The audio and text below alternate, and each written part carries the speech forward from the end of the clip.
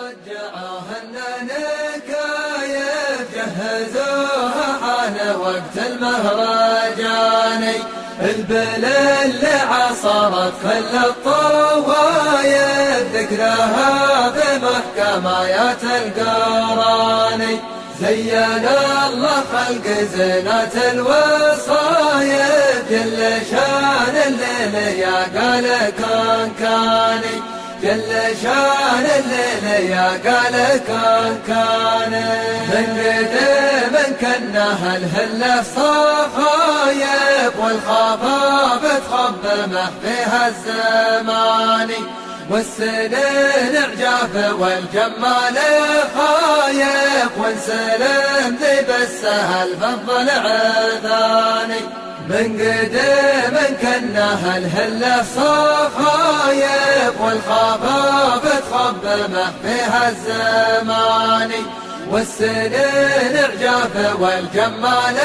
خايف وانسلم ذي بالسهل بالضلع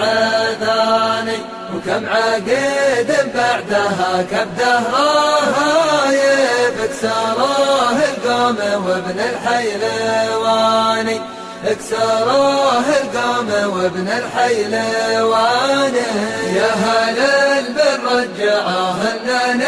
النكايف جهزوها حان وقت المهرجاني البل اللي عصرت كل الطوايف ذكرها بمحكمات القراني زين الله خلق زينة الوصايف جل شان الليل يا قال كان كاني جل شان الليل يا قال كان كاني لنجاه اللي جمع شمل الولايف رافع البرق على سرج الحصاني أبو ترك من وين حد الرهايف طوع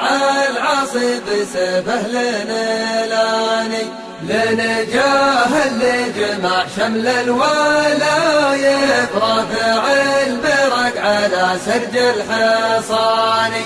أبو ترك من وين حد الرهايف طوع العصيب سيفه لنيلاني واصبحت بعهد عبد الله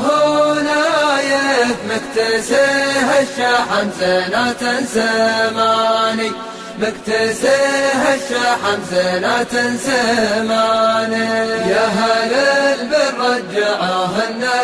النكايف جهزوها حان وقت المهرجاني البل اللي عصرت كل الطوايف